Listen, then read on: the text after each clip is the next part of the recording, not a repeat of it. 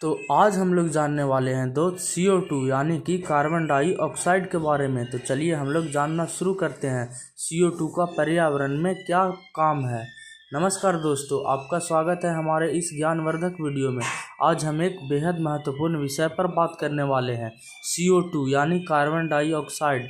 अक्सर हम जब CO2 का नाम सुनते हैं तो हमारे दिमाग में केवल प्रदूषण, ग्लोबल वार्मिंग और जलवायु संकट जैसे शब्द आते हैं। लेकिन क्या आप जानते हैं कि CO2 सिर्फ एक खतरा नहीं है, यह गैस हमारे पर्यावरण, पृथ्वी के संतुलन और जीवन की निरंतरता में बेहद महत्वपूर्ण भूमिका निभाती है। तो चलिए जानते हैं CO2 का हमारे पर्यावरण में क्या काम है। पहला, CO2 क्या है? What is carbon dioxide? Carbon dioxide एक प्राकृतिक गैस है। यह दो तत्वों से मिलकर बनती है, कार्बन यानी C, ऑक्सीजन यानी O2। दो ऑक्सीजन और एक कार्बन मिलकर बनाते हैं CO2। हम सभी हर सांस में ऑक्सीजन लेते हैं और कार्बन डाइऑक्साइड बाहर निकालते हैं। पौधे इस CO2 को लेते हैं और बदले में हमें ऑक्सीजन देते हैं। यही चक्र धरती पर जीवन को संतुलित रखता है। दूसरा, फोटोसिंथेसिस में CO2 की भूमिका। CO2 का सबसे बड़ा और सबसे महत्वपूर्ण काम है पौधों को भोजन बनाने में मदद करना।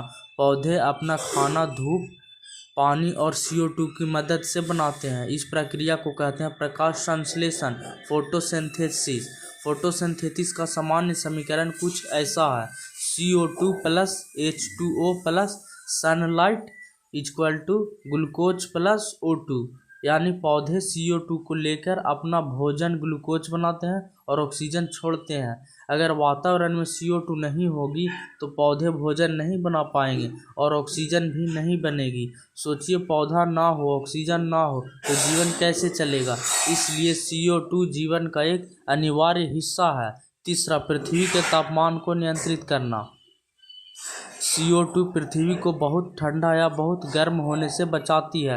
इस गैस की एक खासियत है, CO2 धरती से निकलने वाली गर्मी को कुछ समय तक रोक कर रखती है। अगर CO2 न होती तो सारी गर्मी अंतरिक्ष में चली जाती और पृथ्वी बहुत ठंडी हो जाती।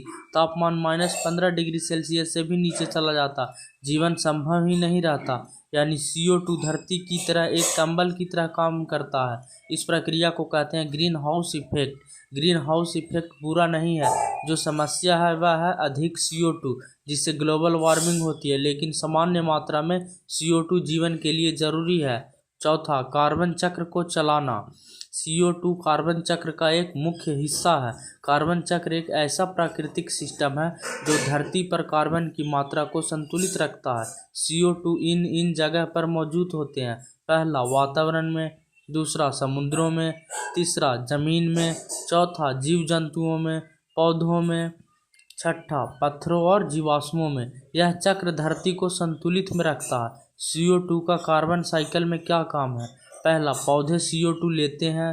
दूसरा, जानवर पौधे को खाते हैं। तीसरा, हम CO2 छोड़ते हैं। चौथा, पेड़ फिर से CO2 खींच लेता है। पाँचवा, समुद्र CO2 को अवशोषित करता है। छठा, ज्वालामुखी भी CO2 छोड़ते हैं। पूरा कार्बन चक्र CO2 की वजह से चलता है। यह पृथ्वी को संतुलित सिस्टम बनाता है। पाँचवा, CO2 समुद्र के जीवन के लिए भी ज़रूरी है। आप सोच रहे होंगे समुद्र को CO2 की क्या ज़रूरत? समुद्र में मौजूद जीवों को कार्बन डाइऑक्साइड से खाद्य पदार्थ बनाने में, सीप और खोल बनाने में, कैल्शियम कार्बोनेट तैयार करने में मदद मिलती है। कुछ माइक्रोजीव CO2 को खाकर ही अपना भोजन बनाते हैं। अगर CO2 ना हो तो समुद्री जीवन का संतुलन बिगड़ जाएगा। छठा, CO2 पौधे की वृद्धि में कैसे मदद करती है? वैज्ञानिक कई बार ग्रीन हाउस में पौधों को अधिक CO2 देकर उनकी ग्रोथ तेज करते हैं।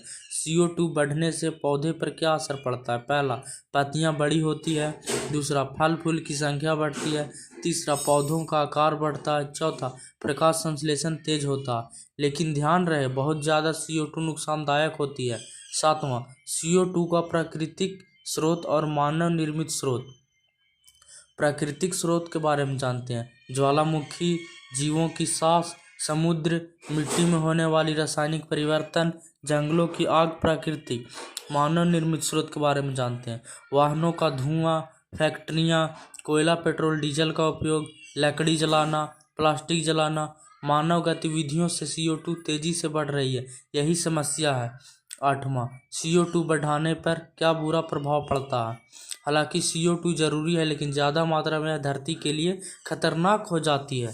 नुकसान: पहला, ग्लोबल वार्मिंग। दूसरा, जलवायु परिवर्तन। तीसरा, समुद्र स्तर बढ़ना। चौथा, हीट वेव बढ़ना। 5वां, बारिश के पैटर्न बदलना। छठा, जंगलों में आग लगना। 7वां, ग्लेशियर पिघलना। यानी CO2 अच्छी भी है और खतरनाक भी, संतुलित मात्रा में। 9वां, CO2 को कैसे संतुलित रखा जाए। उपाय: अधिक से अधिक पेड़ लगाना, जीवाश्म ईंधन का कम इस्तेमाल, सौर ऊर्जा पवन ऊर्जा का ज़्यादा उपयोग, गाड़ियों का कम इस्तेमाल करना, प्रदूषण कम करना, प्लास्टिक जलाने से बचना। जब इंसान CO2 बढ़ाना बंद करेगा, पृथ्वी खुद संतुलित बन जाएगी। CO2 हमारे लिए अच्छा या बुरा। निष्कर्ष: 10वां, CO2 न होती तो पौधे भोजन नहीं बना पाते, हमें ऑक्सीजन नहीं मिलती, तापमान बहुत कम होता, समुद्री जीवन समाप्त हो जाता, कार्बन चक्र नहीं होता। यानी CO2 जीवन का आधार है, लेकिन जब इसकी मात्रा ज़्यादा बढ़ती है तब यह वातावरण को गर्म करती है, मौसम को असंतुलित करती है, प्राकृतिक आपदाएं बढ़ाती है। इसलिए हमें CO2 को न खत्म करना है न बढ़ाना, बस संतुलित रखना। समापन: दोस्तों, CO2 कोई दुश्मन नहीं है, यह पृथ्वी के इकोसिस्टम का एक अहम हिस्सा है, लेकिन मानव की बढ़ती गतिविधियों इसे जहरीला बना देती है। अगर हम जिम्मेवारी से प्रकृति का उपयोग करें, ऊर्जा का सही इस्तेमाल करें और पेड़ों की रक्षा करें, तो CO2 अपनी प्राकृतिक भूमिका निभाती रहेगी और हम एक स्वस्थ, सुरक्षित और संतुलित धरती पर जीवन जी सकेंगे। अगर आपको यह जानकारी अच्छी लगी हो तो वीडियो को लाइक करें, चैनल को सब्सक्राइब करें और कमेंट में बताएं कि अगला विषय कौन सा चाहिए। धन्यवाद। मिलते हैं अगली वीडियोज़ के साथ।